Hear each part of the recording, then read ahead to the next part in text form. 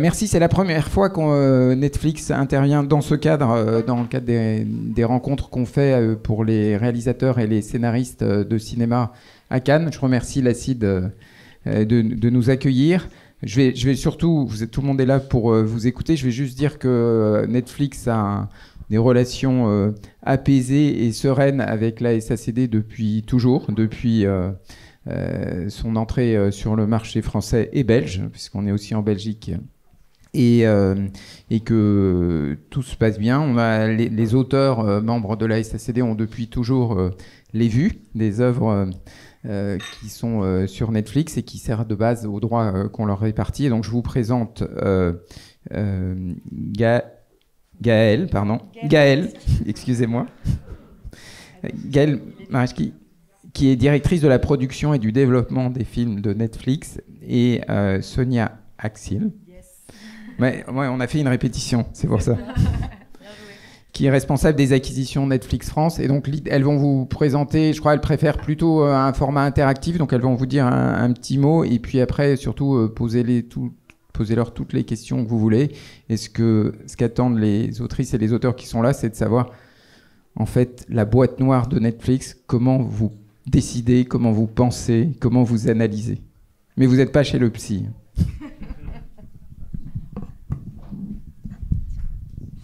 Bonjour, merci beaucoup d'être venus si nombreux. Pour préciser, donc en effet, nous on s'occupe des films et des films français, pas des séries et pas des films américains. Mais peut-être en préambule, dire qu'on est très content d'être là, parce que la sève et l'essence de tout, c'est le texte. Donc c'est ce qui est écrit, c'est l'écriture, c'est les dialogues, c'est l'histoire. Donc très contente de venir à votre rencontre parce que voilà, c'est le début de tout, l'histoire. C'est beau. La transition est difficile. Ouais. Ah non, et qu'est-ce qu'on se dit oui, je pensais que tu... Oui, on va être très décousu. Bon, merci d'être venu. Merci d'être venu. Non, mais à vous d'intervenir. Voilà, c'est des questions, des choses qui sont pas claires, mais peut-être que on travaille vraiment en binôme avec Sonia. Et l'idée, c'est que vous pouvez venir nous voir à n'importe quelle étape du développement de votre écriture. Moi, je m'occupe des films originaux. Vous pouvez venir me voir avec un pitch oral, avec un traitement, avec un séquencier, avec un scénario abouti, dialogué. Peu importe, il y a vraiment toutes les étapes. On peut commencer une discussion. À l'inverse, moi j'arrive beaucoup plus tard, au moment où les projets rentrent en financement. Donc j'ai moins l'occasion d'être en direct avec vous, même si au moment où il y a un fort intérêt après avoir lu les projets, on se rencontre pour parler de l'essence de ce qu'est le projet et du texte et de la vision créative. Mais il faut d'abord évidemment un producteur et un projet abouti avec évidemment un scénario dialogué et même des éléments financiers. Et c'est vrai que de mon côté, on nous pose souvent la question, faut-il un producteur, est-ce qu'on vient seul, etc. Je dirais que pour être assez franche, si vous êtes un scénariste aguerri, on peut avoir une discussion en direct, c'est-à-dire qu'on parle à quelqu'un qui a l'expertise d'avoir déjà travaillé sur des films qui ont été adaptés, qui sont sortis, de travailler avec plusieurs producteurs. Donc il y a quelque chose qui est peut-être un peu plus fluide, un peu plus habituel. Si vous êtes un scénariste un peu plus jeune, c'est peut-être toujours mieux de venir avec un producteur ou en tout cas quelqu'un qui sera à vos côtés pour pouvoir... On peut avoir des discussions financières, on peut avoir des discussions franches, mais voilà, c'est peut-être un peu mieux de venir accompagner, pour pouvoir discuter. Et peut-être sur la ligne éditoriale, j'imagine qu'il y a des gens qui sont plutôt intéressés par ça aussi. On va dire qu'il n'y en a pas vraiment. Oui. C'est vrai que je te regardais comme ça.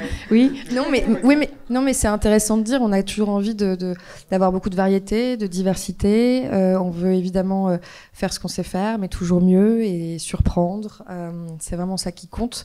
Et je sais pas, on peut parler peut-être de cette année qui est hyper excitante pour nous. Oui, mais peut-être aussi avant ça dire que souvent, on vient nous voir avec des propositions qui font écho à ce qui vient d'être lancé sur la plateforme. Par exemple, on a fait beaucoup de films d'action. On sort d'un cycle artistique où il y a eu beaucoup d'action, qui a très bien marché. Et donc, on nous a reçu beaucoup d'actions. Et nous, le but du jeu, comme vient de le dire Sonia, c'est de ne pas se répéter. Et de toujours se dire comment on va élever un peu notre ambition, l'ambition qu'on estime être la même pour nos spectateurs, par respect pour nos spectateurs, parce que vraiment, la seule vérité pour nous, c'est l'audience, c'est le public. Et vraiment, l'idée, c'est de se dire que on n'a pas envie de se répéter, donc on va toujours essayer de réfléchir à comment on amène plus de diversité, comment on continue à faire de l'action, par exemple en insérant des éléments thriller, en complexifiant un petit peu les propositions. J'ai reçu il y a pas longtemps un pitch sur un film de requin.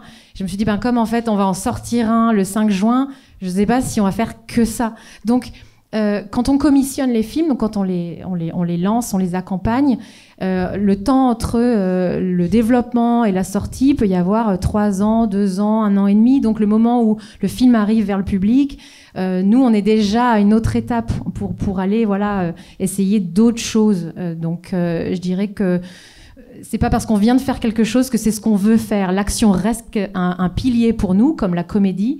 Mais on va pas vouloir faire que ça nécessairement. Donc, on va aller chercher l'audace, on va aller chercher l'originalité, on va aller chercher, on a envie d'être surprise nous aussi. Exactement. Et c'est pour ça que cette année, cette année, il y a donc ces requins, le 5 juin. Donc le 5 juin, on sort ce film de requin, qui est un film assez ambitieux, qui est un film qui a, je crois, jamais été fait en France, en tout cas dans ce scope-là de production, de proposition, un film catastrophe qu'on a essayé vraiment d'ancrer en France, à Paris, comme par hasard avec un triathlon. Mais en tout cas, on a eu envie, ce qui nous a plu, c'est un film de créature, mais qui puisse quand même résonner avec une audience française, parce que nous, on parle à une audience française. On n'est pas là pour faire des films qui vont... Enfin, on espère qu'il va voyager, qu'il va plaire à tout le monde, mais en tout cas, on est vraiment là pour parler à un public français. Donc, on a Sous la Seine, de Xavier Jeance, qui va sortir le 5 juin, et puis on a un autre gros pari. D'autres créatures. Qui n'existe pas forcément, et c'est l'adaptation du jeu de plateau Loup-garou, et qui est pour nous un vrai pari, et on avait aussi également beaucoup d'ambition, puisque c'est notre première incursion dans une comédie d'aventure familiale de François Uzan, qui sortira à l'automne, en octobre. On est très très excités aussi de voir si une offre plus familiale et plus grand public, moi j'ai fait beaucoup d'actions avant, où ça tabasse et ça tue. Là, cette fois, et ça roule, mais pas que, ça vole maintenant, tu sais, il n'y a plus de limite. Et on est très, très excités à cette idée-là. Donc, je pense qu'on va vous surprendre aussi avec cette adaptation qui est, on peut le dire, un peu un Jumanji à la française. En tout cas, c'est notre ambition, très humblement, avec François Uzan et son équipe. Parce qu'on essaye, on a je dirais entre 5 et 8 films qu'on souhaite accompagner en original chaque année, et c'est vrai que l'idée c'est qu'on puisse maintenant aller essayer de trouver un mélodrame, un thriller érotique. C'est pas parce que je dis ça qu'on va vouloir recevoir que ça, parce qu'encore une fois, l'action est importante pour nous. Mais on n'en reçoit pas beaucoup. On n'en reçoit pas beaucoup, c'est pour ça qu'on en parle comme ça. Et la comédie est importante pour nous, mais par exemple, en comédie, on reçoit beaucoup de propositions, mais ça reste assez sage parfois. Donc l'audace, c'est assez payant. C'est-à-dire que d'imaginer l'adaptation d'un jeu de plateau, bon, c'est vrai qu'en France, c'est pas hyper habituel. Quand on voit le succès de Barbie, et donc imaginer un film autour d'un jouet, je trouve que ça ouvre des perspectives hallucinantes. Donc l'audace, c'est vrai qu'on aimerait recevoir des propositions un peu plus folle. Ça ne veut pas nécessairement dire edgy, ou nous on cherche à parler à un public large, pas nécessairement fragmenté. On ne fait pas, contrairement à certaines idées reçues, des films que pour les jeunes. On veut parler à un public qui est en train de grandir, de maturer. Donc on a un public large entre 25 et 45 ans.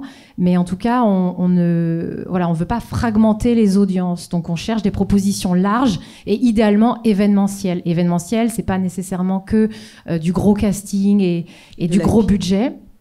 Ça peut être une IP, donc ça peut être l'adaptation d'une BD, ce qu'on a fait avec Voleuse, l'adaptation d'un article, l'adaptation d'un jeu, l'adaptation de plein de choses. Donc c'est vrai que je ne retombe pas sur mes pattes, mais l'audace.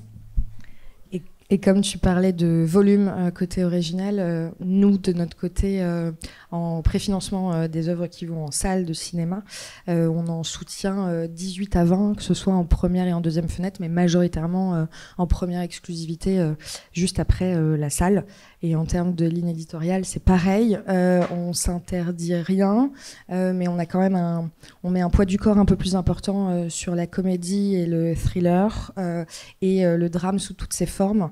Quand on parle de caractère drama, on pense à des biopics, par exemple, qu'on aimerait trouver et qu'on ne fait pas pour l'instant nécessairement en original. Donc l'idée, c'est vraiment, avec les équipes de Gaëlle et les miennes, de travailler ensemble et en complémentarité pour avoir une offre la plus variée, la plus diversifiée, ensemble, puisque finalement, quand on rentre sur Netflix, on ne sait pas forcément si c'est un original ou pas, mais en tout cas, il faut que ce soit des films que les gens aient envie de regarder. Et on a beaucoup de chance déjà en France d'avoir une communauté créative, on en parle tout le temps, extrêmement vivante et nombreuse et riche et audacieuse.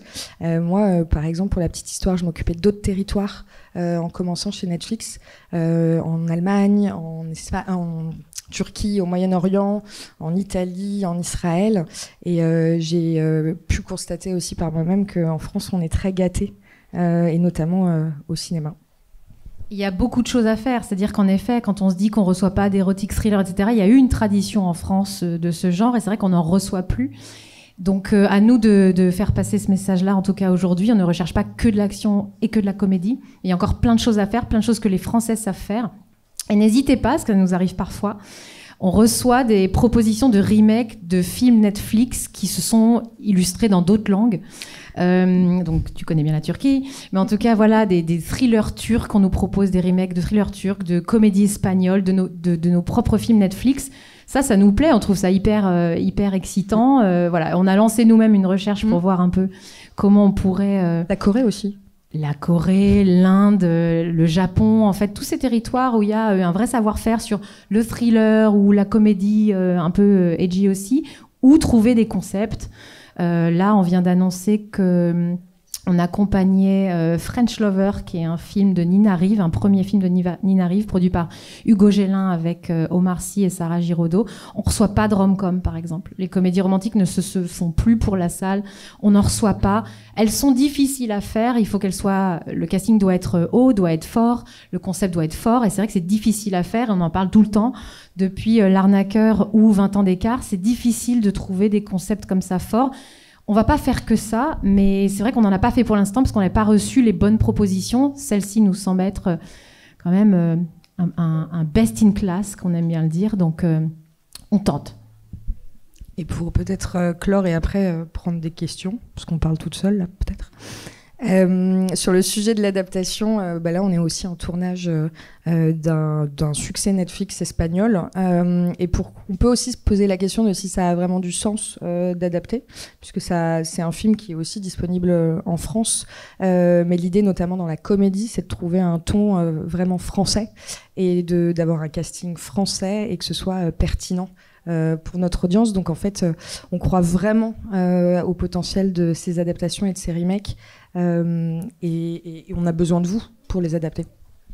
Oui, puis notre ambition, peut-être un peu prétentieuse, mais c'est de dire qu'on pourrait bouger les lignes, c'est-à-dire que voilà, quand on parle de loup-garou sous la scène, on essaie de bouger les lignes en restant très ancré dans la culture française et pour parler à un public français, mais on essaye de bouger des lignes. Donc c'est vrai que le principe d'une adaptation ou d'un remake, soit parce que c'est un vieux film, voilà, l'idée de l'adapter pour Netflix, c'est aussi être dans un rythme, dans une narration qui est assez rythmée. En tout cas, voilà, il y a un vrai sujet là-dessus, et c'est vrai que c'est assez excitant. Bonjour, merci. C'était super clair, je vous rassure. C'était nickel. Moi, j'ai une petite question. Je suis réalisateur d'animation. Je m'appelle Philippe Duchesne. J'ai mon premier film qui sort en juillet. Et je sais que je sais pas s'il y a des gens pour l'animation chez vous. Il y a eu un moment, je sais que ces dernières années, ça avait l'air d'être remis en question, qu'il n'y avait pas vraiment de guichet animation France chez vous. Donc je voulais savoir comment ça se passe pour l'animation, long métrage. Est-ce que c'est vous qui gérez ça aussi ou... Alors, non, c'est pas nous qui gérons ça. Enfin, moi, en partie, dans le cadre des films qui vont sortir en salle, je peux préfinancer des œuvres d'animation. D'ailleurs, on a publié ce qu'on avait préfinancé précédemment et on a déjà acheté plusieurs longs métrages d'animation, mais c'est dans le cadre du coup d'une sortie salle. Si on parle d'original, oui, il y a une équipe qui n'est pas basée à Paris, mais qui... Oui, absolument. Merci. Mais on vous invite à aller nous voir, à venir nous voir à Annecy. Donc ce ne sera pas nous nécessairement, mais l'équipe sera là et vous pouvez vous présenter et ils vous raconteront leur propre ligne éditoriale, etc. Mais on sera très présent à Annecy. Yes, j'irai aussi, évidemment. Et donc les acquisitions, vous en faites certaines en anime, du coup Oui. Ok. Oui, par exemple, on peut donner 2 exemples. On accompagne en préfinancement Marcel et Monsieur Panol de Sylvain Chaumet ou Cyrano de Bergerac de Guillaume Gallienne. Merci. Quand vous dites venez nous voir, par quels moyens on peut venir vous voir et qu'est-ce que vous proposez pour les auteurs? Alors, pas venez nous voir au bureau. Parce qu'on a beaucoup de propositions, voilà, tous les jours. C'est venez nous voir à Annecy si vous avez un film d'animation. Et pardon, votre question, c'était comment nous contacter? Comment et quoi? Qu'est-ce que vous proposez dans la Ben, le plus simple, c'est donc par rapport à ce que j'ai dit tout à l'heure, ça dépend. Voilà, si vous êtes accompagné par un producteur, si ce producteur nous connaît, mais voilà, le meilleur moyen, c'est l'email. Avec le détail de votre projet. Pourquoi pas un synopsis assez court, quelques lignes, pour qu'on puisse, si on ne vous connaît pas, situer la proposition, savoir où vous en êtes, si vous avez déjà un cast, quelle étape en fait d'écriture. Et puis si vous avez un texte que vous voulez joindre, le plus court le mieux, si c'est pour de l'original. Après, pour toi, je te laisserai répondre, mais le plus simple, c'est l'email si on ne se connaît pas. En fait, on reçoit vraiment beaucoup de projets tous les jours. Donc, on n'est pas très nombreux. C'est un peu compliqué de tout traiter. Donc, c'est vrai que c'est mieux de passer par soit un producteur, si c'est vos premières expériences, qui nous connaît ou qui a accès à ces... Voilà. Parce que nos emails, nos adresses, elles se trouvent en ligne très facilement, en vérité. Donc, vous pouvez nous écrire. Mais c'est vrai que c'est mieux quand vous n'avez pas cette expertise encore, parce qu'on cherche à travailler avec des talents frais, des jeunes talents. Il n'y a pas de débat sur ce point-là. Mais c'est plus le niveau d'avancée, comment vous allez professionnaliser, en tout cas, l'approche. Mais c'est vrai qu'on est tellement... c'est vraiment pas pour botter en touche, mais c'est vrai que c'est assez lourd à porter, donc c'est toujours mieux d'être introduit par quelqu'un qui nous connaît, d'avoir un maillon proche de nous, et sinon nos adresses email sont facilement trouvables, mais on peut en effet parler à la fin. Et de mon côté, comme je le disais, je crois, en introduction, en général, il faut un producteur et c'est au moment où le projet rentre en financement, donc il est assez mature créativement. Et en général, on aime aussi avoir une idée des intérêts des distributeurs salles ou des chaînes de télévision gratuites. Et c'est pas mal de savoir aussi, je le dis parce qu'on reçoit beaucoup d'emails comme ça, quand on nous dit, voilà, j'ai une idée, ça peut être un film, une série, un original, une first pay, c'est mieux de savoir. Déjà, film ou série, parce que c'est pas vraiment à nous de trancher, surtout si on se connaît pas. Pardon, j'arrête pas de vous regarder du coup. Mais en tout cas, l'idée, voilà, c'est mieux d'avoir une vision claire. Après, si on a un sentiment très fort sur le fait de se dire ça, c'est plutôt sériel, ça, c'est plutôt un film, la discussion est lancée, mais c'est quand même mieux d'avoir une vision sur ce qu'on veut faire, parce que on n'est pas producteur, donc on est vraiment diffuseur, et même si on peut arriver très tôt, accompagner et avoir des discussions, même sur un pitch oral, ça m'est arrivé avec Romain Gavras sur Athéna, c'est parti de là. Voilà, il faut quand même qu'il y ait quelque chose de précis, dans une certaine mesure, dans vos têtes, concernant l'original. Et c'est Romain Gavras aussi. Bah là, il y a le track record, il y a le producteur, donc je parlais de ça sur le niveau d'expertise, et bien sûr. Oui, mais à l'inverse, on a fait énormément et on a accompagné énormément de premiers et seconds films, que ce soit en original ou en pré-achat cinéma. Et même moins des sur pitch oral. Non, mais mais quand même, fallait le faire. C'est des premiers films de producteurs, mais grave, et t'as raison. de réalisateurs, de réalisatrices. L'année dernière, c'était principalement des premiers et seconds films. Absolument, merci. De le noter, de le remarquer, et c'est quelque chose qui est très important pour nous. Vraiment. On a aussi envie de révéler les talents de demain. Et d'aujourd'hui. et d'hier. Sur la partie adaptation, vous avez déjà adapté, Wes Anderson a adapté Roald Dahl en métrage, et il y en a d'autres qui sont plus adultes, et je crois que c'est Netflix qui détient les droits des Roald Dahl. Est-ce que c'est quelque chose dans lequel on peut faire des propositions ou... Oui, complètement. C'est-à-dire qu'on a donc la liste des IP ou des romans ou des nouvelles qui sont chez nous. On peut explorer la langue française sur certaines propositions. Oui, je m'y suis intéressée, c'est assez large, donc c'est vrai qu'il y a... Si vous faites cette curation, c'est super, mais oui, on peut en parler. C'est assez large, donc c'est vrai qu'il y a ce travail à faire. Il y a une équipe basée à Londres qui se penche sur la question, mais l'adaptation en langue française est possible, et c'est vrai que j'ai pas eu le temps de m'y intéresser et qu'on n'en a pas beaucoup advertise là-dessus. J'ai deux questions, donc une question sur le marché plutôt français et une question sur le marché européen, parce qu'effectivement vous fonctionnez par filiale Netflix et par projet. La question française, donc puisque vous vous intéressez à, je vais pas dire l'exception française, ce serait bizarre, mais est-ce que du coup vous recevez assez régulièrement ou pas, et est-ce que c'est des choses sur lesquelles vous travaillez, des films musicaux, voire des comédies musicales, parce que mine de rien... Voilà. Et donc la deuxième question, mais non, mais comme ça on sait où se placer, comme ça c'est clair. Voilà.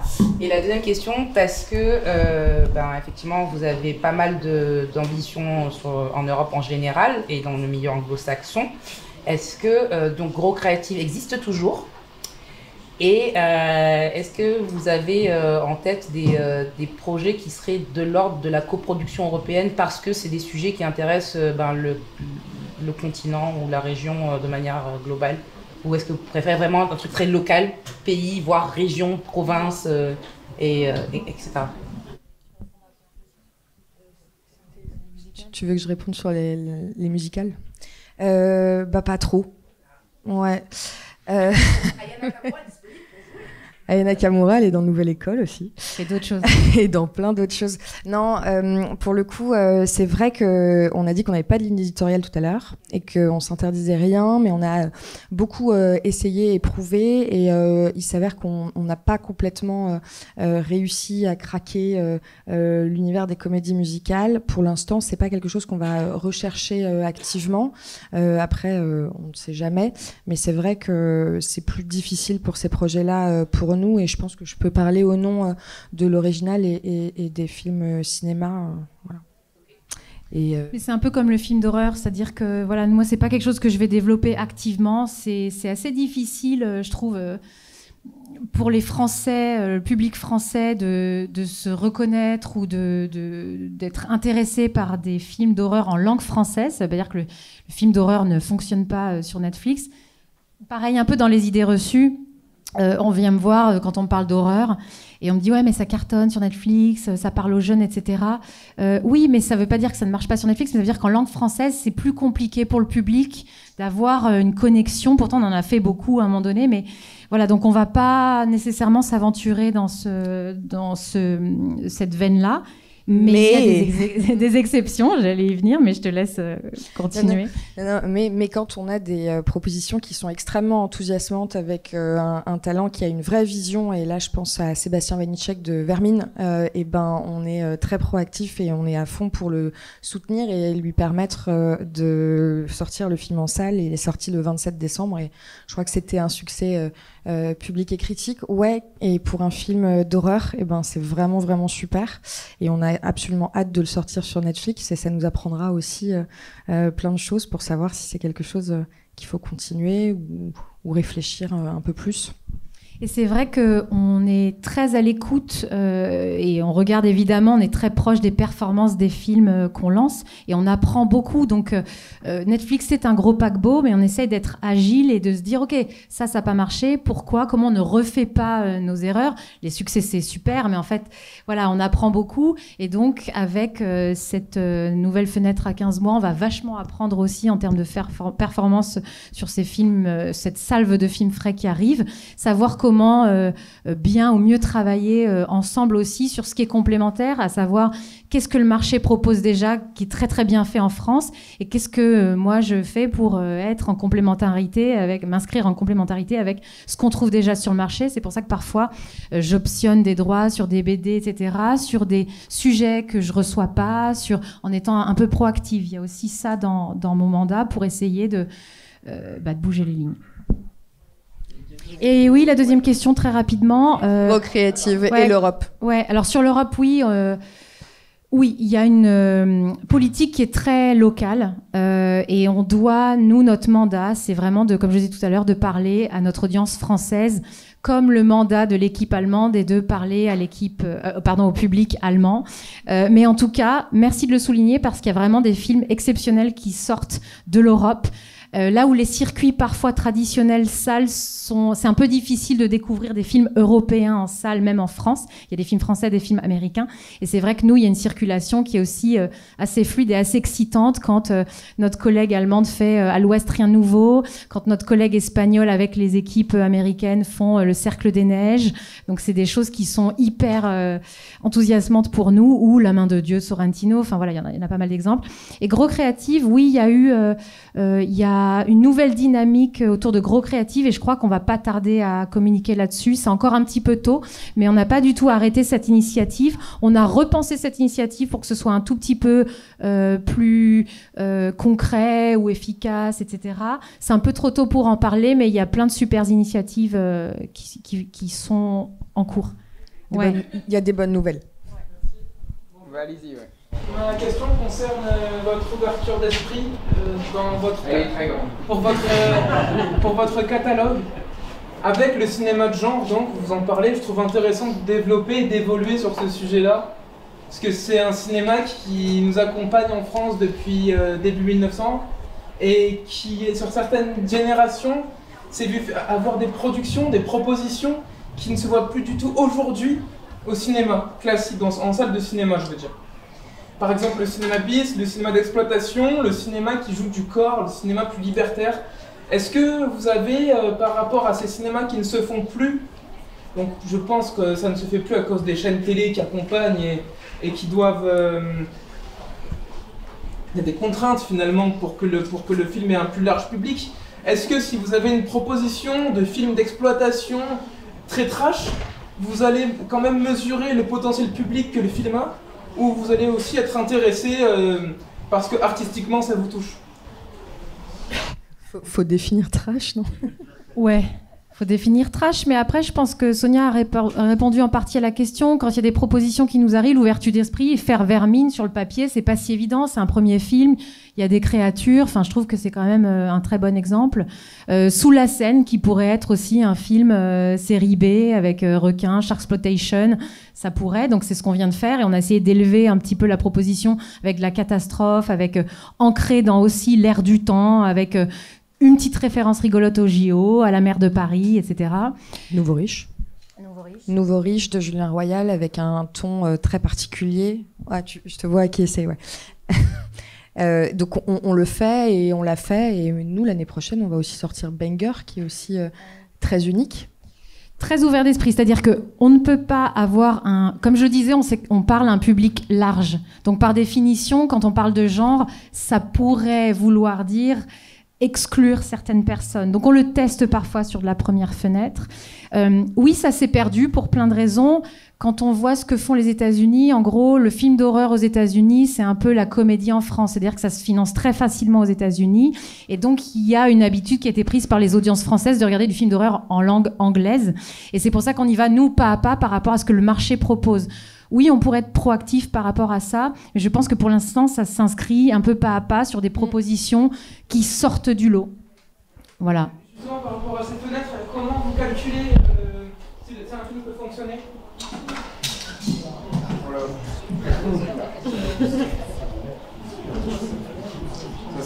Nous, alors on va pas rentrer dans le détail de l'analyse des performances qui sont communiquées par ailleurs aux ayants droit, aux équipes avec qui on travaille. Et publiquement tous les mardis sur top10netflix.com, on est On est un diffuseur qui est assez généreux en termes de chiffres et de data, et elles sont publiques. Donc, je vous invite aussi à regarder et analyser. D'ailleurs, c'est une bonne question parce qu'on avait aussi envie de parler du fait que n'hésitez pas à passer un peu de temps aussi sur Netflix. Il y a des top 10, il y a des top 10 qui sont des mines d'informations hyper précieuses pour se rendre compte de ce que l'audience, en tout cas nos membres, regardent et veulent voir. Et comme ils sont aussi disponibles sur tous les pays du monde, sur ce site notamment, bah, c'est assez passionnant de regarder en Allemagne et dans tout plein d'autres pays. Et ça vous permettra aussi de comprendre des comportements aussi d'audience. Et baladez-vous en effet, parce que sur ce site, vous allez pouvoir situer les performances. Donc répondre à votre question, vous avez par série anglophone, non anglophone, film anglophone, non anglophone, les top 10 ever des films qui ont le plus marché en langue anglaise ou en langue non anglaise sur Netflix. Donc je ne sais pas si vous connaissiez ce site, mais en tout cas, voilà, nous on est très transparents auprès des équipes qui ont des créateurs, voilà, avec qui on travaille. Et puis il y a ce site public, en tout cas, qui permet au public d'y avoir accès, de situer les performances. Et quand vous aurez convaincu Netflix, après c'est ce que je disais dans mon propos introductif, et donc votre film sera sur Netflix. Et Netflix nous communique depuis son ouverture commerciale en France tous les chiffres qui sont... Alors nous, on a un accord de confidentialité avec Netflix, mais avec chacun des auteurs concernés par un film ou une série, on partage avec l'équipe d'auteurs les résultats sur les pays sur lesquels on intervient.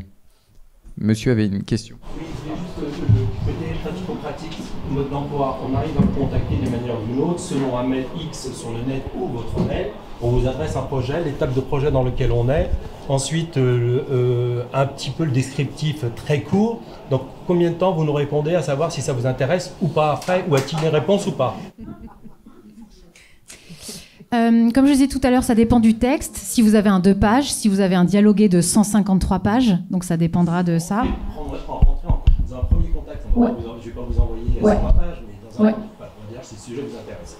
On est assez réactif pour répondre. Merci, bien vu, on reviendra vers vous. On donne parfois des fourchettes, ça dépend des moments. C'est-à-dire que pré-Cannes, on est quand même assez sous l'eau et on peut vous dire dans 1 mois et demi, dans 2 mois, donc ça on peut le dire. Mais en merci bien reçu, nous c'est quelque chose qu'on a à cœur de faire. Pour que vous sachiez que le projet, enfin votre email n'est pas perdu dans les limbes. On essaye en tout cas. Mais ça prend un peu de temps. Mais si vous n'avez pas reçu de réponse, c'est vrai que vous pouvez relancer parce qu'on en reçoit beaucoup, mais en général, on accuse réception. Allez-y. C'est quoi le stade le plus avancé de production que vous contactez? Est-ce que vous le conseillez? C'est-à-dire, est-ce que si on est dans un stade avancé... Il n'y a pas de conseil, c'est quand vous le sentez aussi. Ça peut être même sur film fini, ou même en post-production. Ouais. C'est plus rare, on va concentrer nos efforts et notre temps à l'étape du script pour ma part, mais ça arrive aussi d'intervenir un peu plus tard. Et pour des originaux, on jongle entre eux, recevoir des scénarios qui sont dialogués, qui sont assez aboutis, pas forcément avec des acteurs attachés, donc pas forcément packagés, comme on l'appelle. Mais ça limite, en général, ce cas de figure, ce sont des réalisateurs assez établis, puisque par définition, ils sont prêts à être tournés, et donc la discussion artistique est un peu plus limitée, parce que ça veut dire que peut-être qu'il y a un moment pour tourner, il y a quelque chose de très précis. En revanche, moi j'aime bien avoir les discussions avec sur des textes courts aussi, pour pouvoir développer, prendre le temps, discuter, et pouvoir communiquer échanger sur la vision, et puis amener le film un peu vers une vision commune. Il y a tous les types tous les exemples. Vous avez un exemple de film français sur Netflix récent que vous avez acheté, juste distribué, c'est-à-dire que le film était terminé, vous l'avez envoyé? De l'achat. Oui, c'est de l'achat. C'est ce soir des préachats. Un exemple, Yannick. Voilà. Yannick, on n'y est pas allé avant le tournage. En plus, il a été produit en fonds propres par ailleurs. Il a eu Canal+, en achat aussi, et Netflix en achat aussi, donc après le succès. c'est une part plus petite. C'est une part plus petite et ça dépend du marché et de l'offre. Parfois, il n'y en aura pas et parfois, il y en aura beaucoup. On s'adapte, on veut juste, encore une fois, on répète beaucoup la même idée, mais c'est l'idée d'avoir la meilleure offre pour nos abonnés. Donc, on a beaucoup de flexibilité aussi. Et la meilleure offre, ça s'inscrit aussi dans l'offre globale française avec les propositions de séries, avec les propositions de doc-séries, voilà, d'unscripted, voilà. Ce que je veux dire, c'est qu'on a aussi une équipe qui s'occupe du documentaire, qui accompagne Nouvelle École, qui accompagne Tour de France, qui accompagne tout ça. Donc, c'est une offre globale. Quand on dit qu'on commence à s'intéresser à des programmes de sport, donc Tour de France, illustration de ça, notre télécrochet, Nouvelle École. Enfin, voilà, on fait beaucoup de choses et c'est vrai qu'on essaye de proposer cette diversité qui vient du genre, donc le film, la série, le docu. Et l'animation. Oui, si un projet devient en langue anglaise, comment ça se passe? Du coup, vous ne pouvez plus vous en occuper, vous? Donc nous, on recherche toujours dans ce contact avec le public français. Soit il y a une proposition où il y a une langue étrangère dans la proposition, mais qui est organique à l'histoire, justifiée par l'histoire. Si c'est pas le cas, en effet, soit c'est une proposition quand même assez grosse, que là, nos équipes américaines sont quand même sur d'autres pédigrés, d'autres budgets. En revanche, il y a l'équipe anglaise. Et là, comme nous, je pense qu'ils vous répondront un peu la même chose, d'être ancrés sur le territoire anglais. Je pense que c'est un peu plus compliqué, par exemple, si vous êtes dans une proposition de film qui est hors territoire. Ça peut complètement exister, on peut complètement l'accompagner, mais ça pourrait... L'exemple que j'ai en tête, c'est l'exemple d'une série en l'occurrence, mais c'est The Witcher, quoi. Donc, Oui, ou alors, pour reprendre ce que tu disais, on a acheté les droits des manuels d'Audrey Diwan, qui est en langue anglaise, mais avec un casting et une réalisatrice et une équipe française, et une IP aussi, également française. En revanche, le film, pour des raisons logiques d'adaptation, se tourne à l'étranger, à Hong Kong en l'occurrence, et ça faisait complètement sens pour nous de l'accompagner, même si c'était en langue anglaise. Voilà. Sur l'original, c'est un peu plus, c'est vraiment rare, quoi. Il faut que ce soit très très organique et idéalement, encore une fois, je pense que peut-être que ça peut s'annuler le côté. Il faut être très local et à la fois être hors sol par rapport au territoire. C'est vrai que pour l'instant, c'est en tout cas notre stratégie. Moi, je veux juste rebondir sur les questions de budget pour le coup sur Barnier. Est-ce que il y a des limites de budget où c'est au cas par cas, genre projet exceptionnel, on est prêt à? Ou est-ce que vous avez une fourchette, une fourchette moyenne sur les dernières productions en inventaire? Moi, ça va être très rapide. Donc, en marché, c'est selon ce que je reçois. Voilà. Donc, il n'y a pas de limite. Et nous, oui, il y a une limite de budget, mais plus on va être sur des budgets gros, plus il faut que la proposition soit ample et soit ouverte, et avec un cast idéalement fort, ou une histoire qui est connue, ou l'adaptation d'un roman qui est connu. Donc, oui, c'est-à-dire que voilà, le côté événementiel parfois va avec un budget élevé, mais on a des contre-exemples de films à budget plus serré et qui ont cartonné, et ça dépend du genre. Non, bien sûr, voilà. Justement en termes d'ambition de scénario, jusqu'où on peut aller quand on parle de singularité ou d'originalité, des fois ça implique du budget. Oui, c'est vrai. C'est vrai. Pour continuer la discussion de tout à l'heure sur ce qu'on ferait peut-être pas, en tout cas aujourd'hui, la science-fiction, pareil, on se dit que le maillon de liaison avec le public français est un tout petit peu plus difficile. Peut-être pas traditionnellement, mais en tout cas aujourd'hui. C'est-à-dire que le dernier film de science-fiction français, c'est peut-être Valérian. Enfin, peut-être que je me trompe, mais en tout cas, il y a ça. C'était cher. C'était très cher. Et donc, la science-fiction, ça va avec un coût. Nous, on avait fait Oxygène d'Alexandre Aja. Et oui, c'est aussi tout ce qu'on a pu tourner. C'est tout ce qu'on a pu tourner pendant le confinement. Mais en effet, donc voilà. Mais la science-fiction, en tout cas, c'est pas nécessairement un genre un peu comme l'horreur où on ira à pieds joints, parce que c'est un peu plus éloigné pour le public français. Et donc, c'est un genre qui coûte cher, traditionnellement.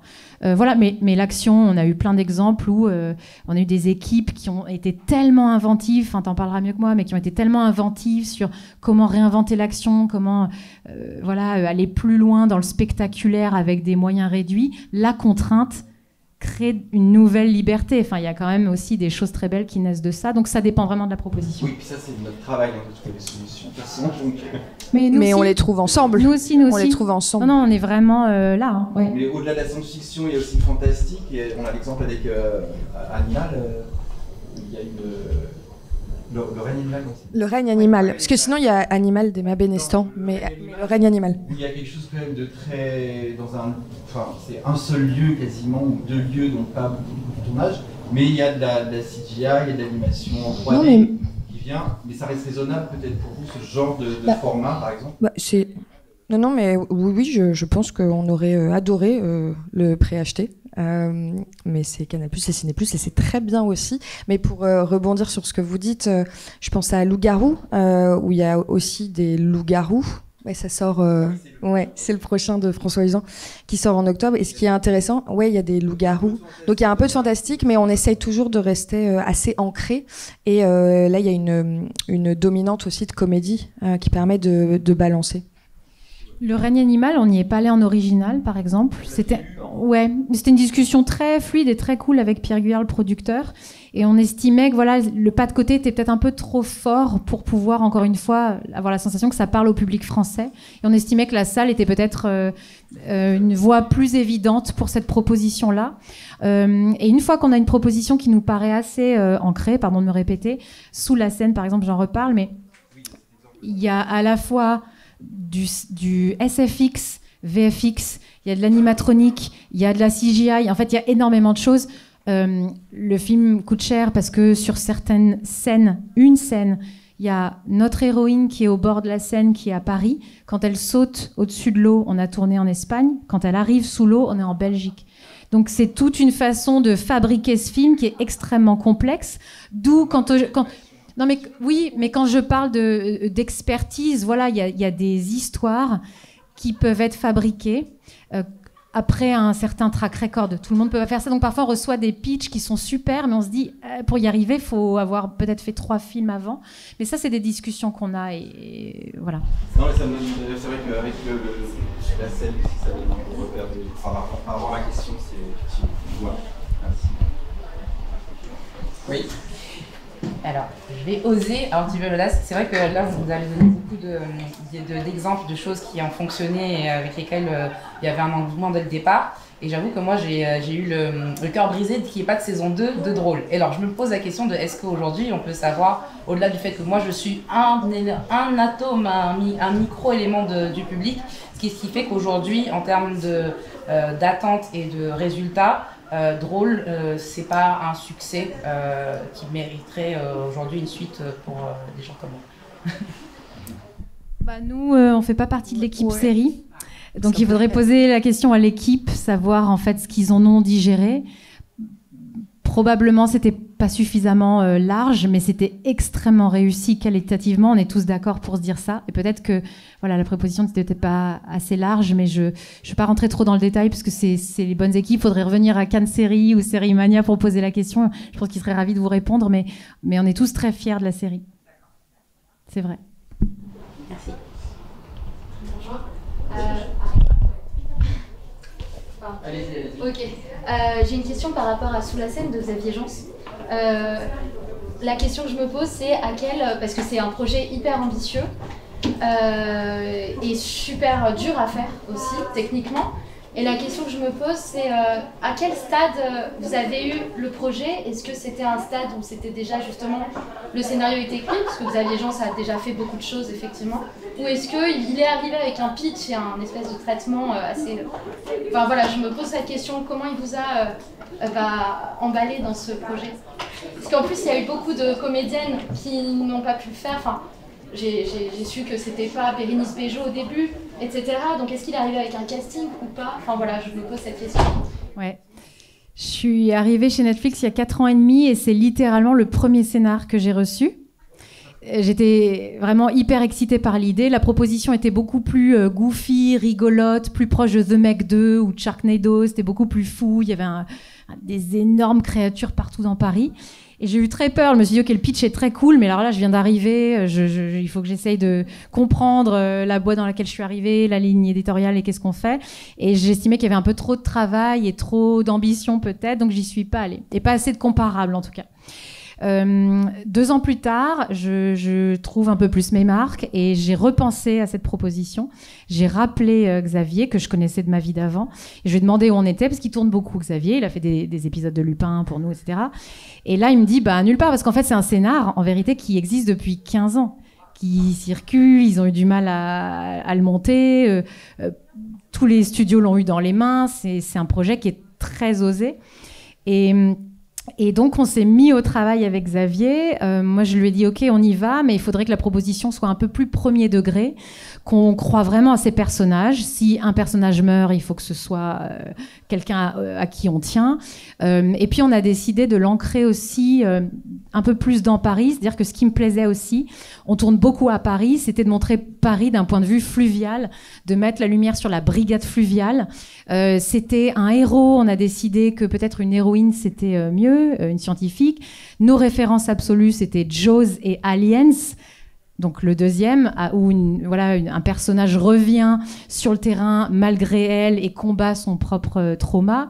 Donc on a parlé beaucoup références. Alors il m'a défoncé sur référence parce que Xavier est un cinéphile fini, mais en tout cas il avait complètement le film en tête. Il savait comment le fabriquer. C'est assez fou de le voir un peu comme Alexandre Aja, connaître beaucoup mieux tous les départements que même certains chefs de poste. Et nous sommes allés voir les agents ensemble, puisque j'avais du mal à comprendre pourquoi on avait du mal à caster. Et je pense que c'est un film qui faisait peut-être un peu peur. C'est un film très physique.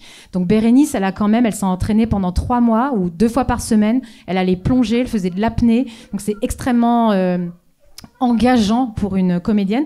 J'espère que ça fera bouger les lignes, pour revenir à ce qu'on disait tout à l'heure, pour donner envie à des comédiennes aussi de s'engager, parce qu'en France, nos comédiens ne sont pas toujours physiques. Et c'est vrai que nous, c'est quelque chose qu'on aimerait bien voir un peu plus. Non, mais no offense, mais c'est assez vrai.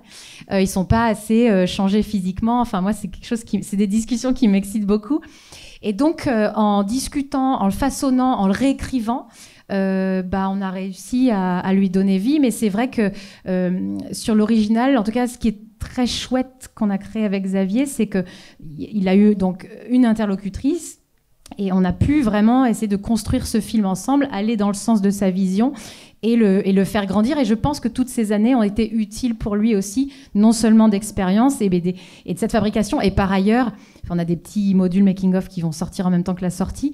Il a inventé une façon de filmer sous l'eau avec du sodium, en tout cas de filmer avec une lumière verte pour qu'on ait l'air d'avoir une lumière rouge et plus chaud dans le film, donc filmé sous l'eau avec une chaleur. Et en tout cas, il a trouvé énormément de choses qui, à mon avis, vont impacter la fabrication de films qui pourraient se tourner sous l'eau d'une façon durable. Donc c'est vrai qu'il était extrêmement créatif et ça a pris du temps. C'est-à-dire que 3 ans de développement chez Netflix, quand le projet existait depuis beaucoup plus longtemps, c'est long pour nous. Donc ça, mais on est très contents et on espère que ça va marcher. Oui. J'ai une question, je m'appelle Marie Pompière, réalisatrice. La Guadeloupe et la Martinique, c'est le département où il y a le plus grand nombre d'abonnés par tête d'habitant. Et j'aimerais savoir qu'est-ce que vous faites pour les Outre-mer pour valoriser un petit peu notre existence. Eh ben, on adorerait tourner beaucoup plus. On n'a pas annoncé, mais il y a des projets qu'on va tourner chez vous prochainement. Mais en tout cas, nous, ce qui nous intéresse, c'est que on recherche de l'authenticité, c'est-à-dire que ce qu'on aimerait recevoir plus, c'est aussi des propositions d'auteurs qui connaissent le terrain, qui soient pas juste de dire si on est en Martinique, ça va être un tournage cool, on sera au soleil. Donc c'est aussi parce qu'on reçoit peu de propositions d'auteurs qui connaissent ce terrain-là, qui pourraient nous amener vers des histoires plus authentiques, plutôt que de calquer, je dis n'importe quoi, un film d'action ou un film de mafia qu'on transpose dans un territoire qui soit pas authentique parce qu'il faut faire des recherches, il faut aller sur place. Moi, j'aimerais recevoir plus de propositions. Voilà. J'habite en Guadeloupe, je suis réalisatrice et j'ai un projet à vous présenter. Allez, on s'en parle après. Merci. Non, mais alors, donc nous, ce qui est très important pour nous, c'est qu'on a envie aussi de montrer la France sous un autre regard. c'est important pour nous de montrer d'autres régions en France. Donc c'est hyper important pour nous, effectivement, de ne pas que tourner à Paris. Et quelque part, grâce au JO, on se pousse, pas que, mais en tout cas, on tourne beaucoup à Marseille. Toi, tu as eu ton film à Chartres. Voleuse, on a tourné en Corse. Voilà, donc c'est hyper important pour nous aussi de montrer la France sous d'autres points de vue, d'autres lumières, hyper important. Donc on ne tourne pas que à Paris et on n'a pas tourné que à Paris. Donc montrer d'autres coins de la France, c'est cool.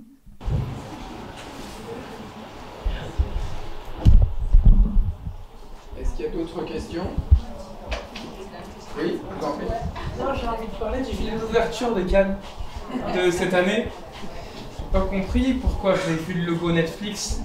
Je pense pas être le seul. Alors, peut-être que c'est un film, c'est une comédie, peut-être que c'est un sketch.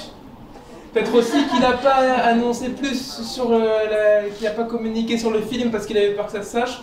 Voilà, je voulais savoir comment la connexion avec ce film, elle s'est faite. Ouais, donc le deuxième acte, qui était le film d'ouverture de Cannes, de Quentin Dupieux, il fait partie de nos investissements en financement, en préfinancement, à l'étape de script. Quand je disais tout à l'heure qu'on en soutient et qu'on en accompagne entre 18 et 20, et ben le deuxième acte en fait partie. Et il s'insère dans cette nouvelle chronologie des médias et le film sera disponible à partir de 15 mois après sa sortie salle, donc dans pas si longtemps, en 2025. Après une diffusion cette fois-ci au cinéma, puis sur Canal+, ensuite chez nous. Et la particularité de ce film, c'est qu'ensuite il sera sur Arte et Ciné+. Ça a été communiqué avant la projection ? Je crois que ça avait été communiqué avant la projection, mais c'est absolument classique, puisque maintenant on est un acteur qui préfinançons des œuvres de cinéma et on en préfinance pas mal. Alors Arte, c'est toujours après, puisqu'ils sont à 22 mois. Et Ciné+, c'est plus inhabituel. On peut être créatif. Maintenant, on est sur 9 au canal, 15, 22, c'est ça 6. Ouais, de 6 à 15 qui fait 9, on retombe sur le bon chiffre. Ensuite 15 à 22, en général s'il y a un partenaire free, donc ça fait 7 et ensuite le partenaire free. Mais il arrive aussi qu'un film n'ait pas de soutien de chaîne de télé en clair, et on peut avoir des droits un peu plus longs. Et comme vous avez vu le film, le réalisateur c'est bien Quentin Dupieux et pas une IA. Absolument. C'est pas un scoop. Mais on communique régulièrement sur ces plans de financement-là. Il y a rien à cacher. Je veux dire, là est sortie la nouvelle de ton accompagnement de Natacha sur le prochain film de Noémie Saglio, donc il n'y a pas de... Tous les ans, on fait un papier avec le film français ou un autre pour faire un point sur nos investissements en cinéma. Donc tout ça est absolument public. En revanche, ça faisait très longtemps qu'il n'y avait pas eu le logo Netflix à Cannes, donc c'est peut-être pour ça que ça vous a dérouté. Merci beaucoup. Merci à vous, merci. Merci.